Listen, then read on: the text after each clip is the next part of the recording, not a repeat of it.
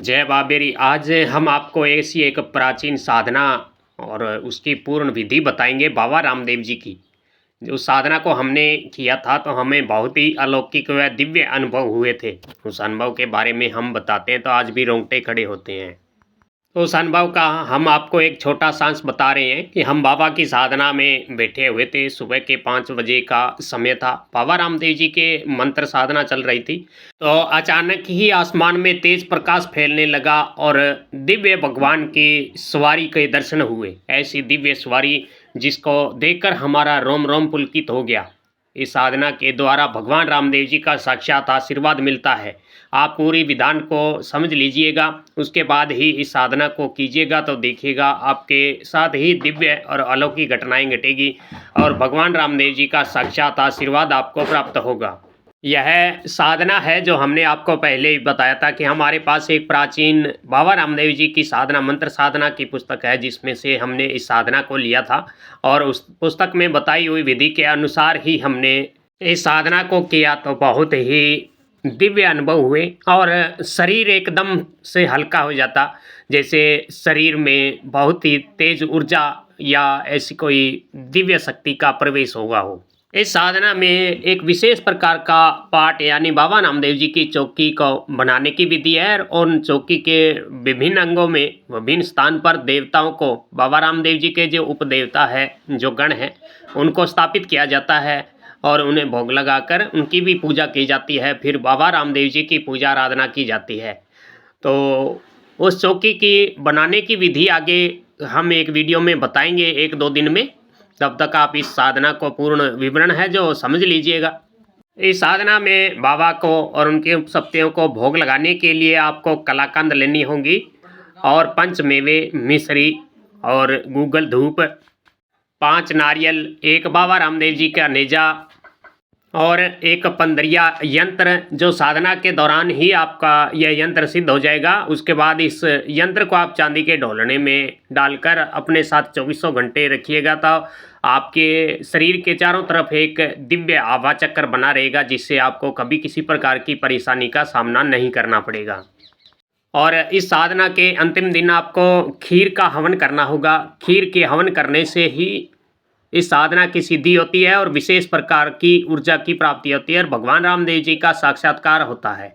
और इस साधना के सफल होने पर एक विशेष धन लाभ की भी प्राप्ति होती है, यह हमने अनुभव किया है।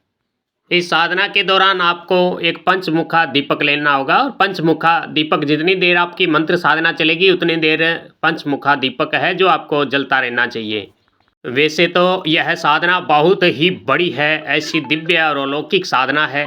अगर गुरु के सानिध्य में आप रहकर इस साधना को करेंगे तो इसमें बहुत से अनेक लाभ भी आपको प्राप्त होते हैं, क्योंकि बाबा रामदेव जी की साधना की जो चौकी बनाई जाती है, जो पाठ बनाया जाता है, उनमें जिन जिन देवताओं को स्थापित किया जाता है उन उन देवताओं के नाम का भी दीपक उस स्थान पर स्थापित किया जाता है। उन देवताओं का भोग भी दिया जाता है, जिससे वह पूरा चक्र जागृत हो जाता है। एक बार यह पूरा चक्र जागृत हो जाए तो आपकी हर इच्छा पूरी चुटकियों में होती है। और इस साधना में आपको शरीर की सुरक्षा करनी आवश्यक होती है, क्योंकि यह बड़ी साधना है और बड़ी साधनाओं को चुराने के लिए कई बार निम्न श्रेणी की शक्तियाँ होती है, छोटी जो शक्तियाँ होती है हमारे आसपास, जो भी भौतिक शक्तियाँ होती है, जो भूत प्रेत पिशाच जैसी शक्तियाँ होती है, तो वो आपकी साधना करते समय आपको देखेगी या महसूस करेगी या उन्हें विशेष प्रकार की आभा या प्रकाश का अनुभव होगा, तो वे आपकी तरफ आकर्षित होती है। और जब भी वे आपके नज़दीक आती है तो उन्हें एक विशेष प्रकार की शांति की प्राप्ति होती है और उन्हें विशेष प्रकार की खुशी का अनुभव होता है। तो वे समझती है कि यहाँ हमें मुक्ति मिलेगी या हमें इस नारकीय जीवन से छुटकारा मिल जाएगा। तो वे कोशिश करती है आपके साधना का फल चुराने की, तो जिससे वे अपने पुण्य को बढ़ा सकें। इसलिए अपने शरीर सुरक्षा जरूरी होती है। अगर आप पहले से ही साधना में हैं, हमेशा भगवान की भक्ति आराधना साधना करते रहते हैं, तो कोई ज़रूरत नहीं होती है, क्योंकि आपके शरीर का वैसे भी एक आभा चक्र निर्माण हो जाता है। उस आभा चक्र के नज़दीक की कोई भी बुरी शक्ति है, भूत प्रेत जैसी शक्तियाँ नज़दीक नहीं आ पाती है। इसलिए मेरे विचार से तो आप अगर नए साधक हैं, नए सिरे से आप बाबा की साधना आराधना कर रहे हैं तो गुरु के सानिध्य में रहकर ही इस साधना को करें तो ज़्यादा लाभ रहेगा। अन्यथा पहले छोटी छोटी साधनाएं करके अपनी शरीर की ऊर्जा बनाएं, उसके बाद ही इस बड़ी साधना में हाथ डालें, क्योंकि बाबा की कृपा प्राप्ति का यह शॉर्टकट है और कई बार शॉर्टकट रास्ते में थोड़ा खतरा भी होता है।